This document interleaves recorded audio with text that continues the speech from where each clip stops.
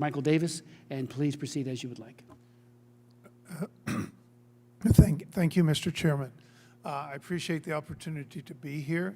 I think it's very important what's going on and to pay attention what's going on in Hong Kong. It's my custom when talking about this subject to make the comment, you can't make this up. All the things that they've been doing in Hong Kong, I couldn't write it in a novel. I don't know if I'm clever enough. I think one of the things that's very important here is the PRC, that this may represent a PRC template for overcoming liberal constitutional systems anywhere when they try to exercise influence in governance. I think there are three key points that are worth making about the PRC's approach. One is that Chinese leaders are profoundly distrustful of liberal constitutional order. They've even made rules that professors can't teach it. And a second thing is that the CCP concept of national security is a whole society concept. National security risk, in their view, exists in almost any kind of behavior. And finally, that China is importing this concept to Hong Kong. And it is trying, by doing so, to replace the liberal constitutional order. Heard yesterday, and one of the speakers mentioned that basically the basic law is done, and the national security law has become the basic law of Hong Kong. So this is really important.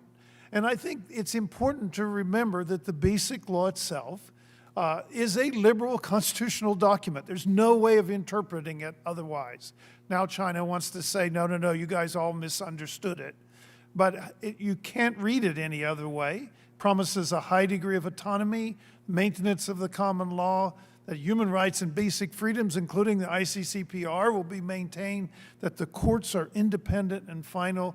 And these last two things are really important, that mainland laws would not apply in Hong Kong, except a limited number outside the scope of autonomy that might be introduced to Annex 3 of the Basic Law. And two, that mainland officials would not interfere in local operations.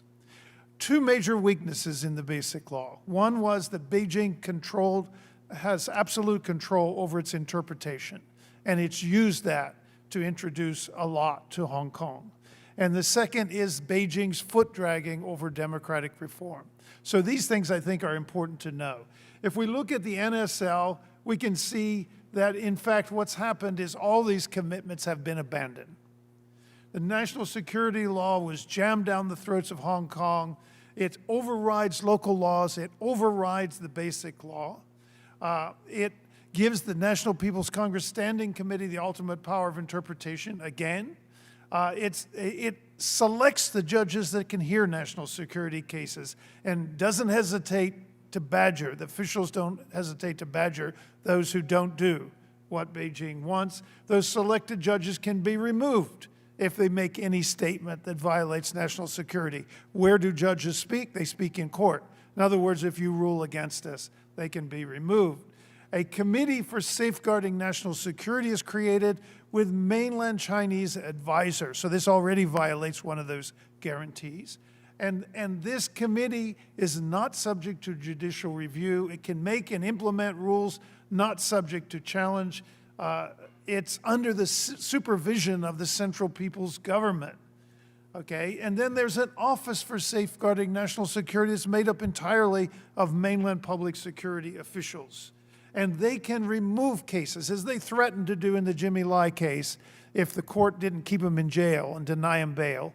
They threatened to remove the case to the mainland and try him there. And you can only imagine how many rights would be protected.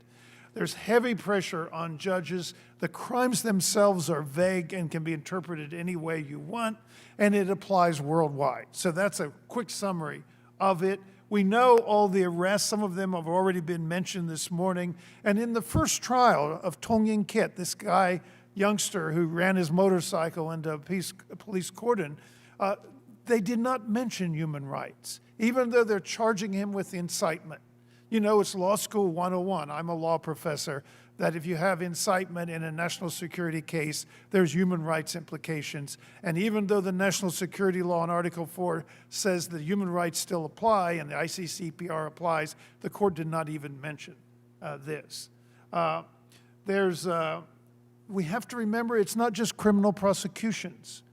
The national security law, and I outline this in my written testimony, provides for the schools to be regulated, the media to be regulated, the bar and the law society have been put under enormous pressures, and press freedom is under attack, okay?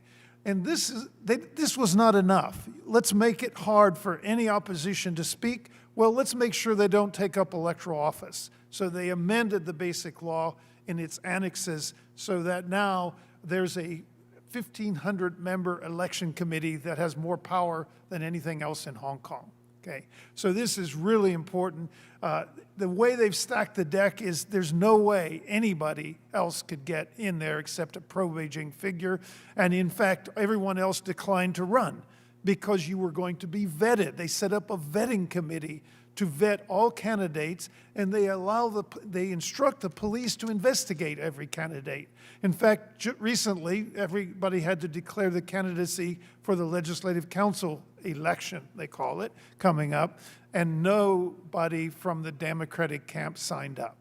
Because, well, you're going to be investigated by the police and then by this small committee that's made up of Beijing stalwarts, and then by this election committee, you're not going to clear it. And in fact, so far when they had oath-taking, they've weaponized oath-taking. You know, everyone since in Congress takes an oath, but you don't expect it to be used as a weapon against you to silence or to deny you office because of something you may have said that they don't like. It's been weaponized. So this is really important. I think when it comes to solutions, and the time is limited, so I'll quickly run through them, I think individual sanctions have not worked so well so far. And I really think, and it's harder, but I think what the U.S. needs is we should not have international business practice by companies that operate in America outside the rule of international human rights. That we should have comprehensive approaches that incorporate human rights in what businesses have to do.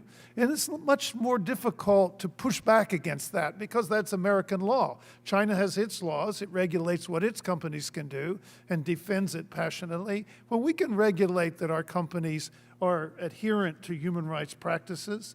I think we need to be more multilateral on it. A group of UN experts just the other day said there should be a UN review and that this all should be looked at very carefully. And they condemn the idea that local organizations who are all now disbanding under intense pressure, that they cannot have any foreign funding. Human rights is often subject to foreign funding. And then I want to close with a kind of a personal comment. I'm a professor from Hong Kong. I spent over 30 years teaching students in Hong Kong. I have students in all sectors of the society. They're across the media.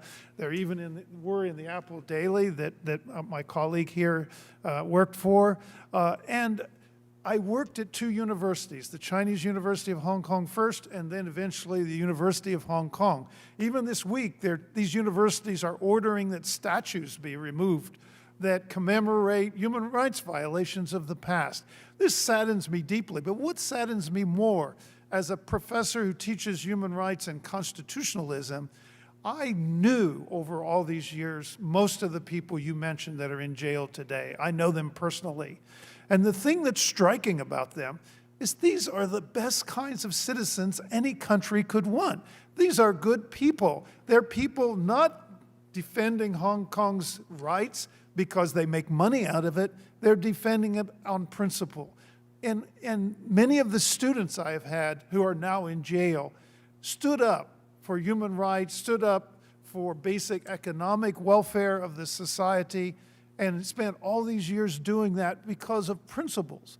And I can say to anybody in Beijing and Hong Kong, when you're locking up the best and brightest in your society, then you have to look in the mirror. It's not them that's wrong, it's you. And I'll leave it at that. Thank you.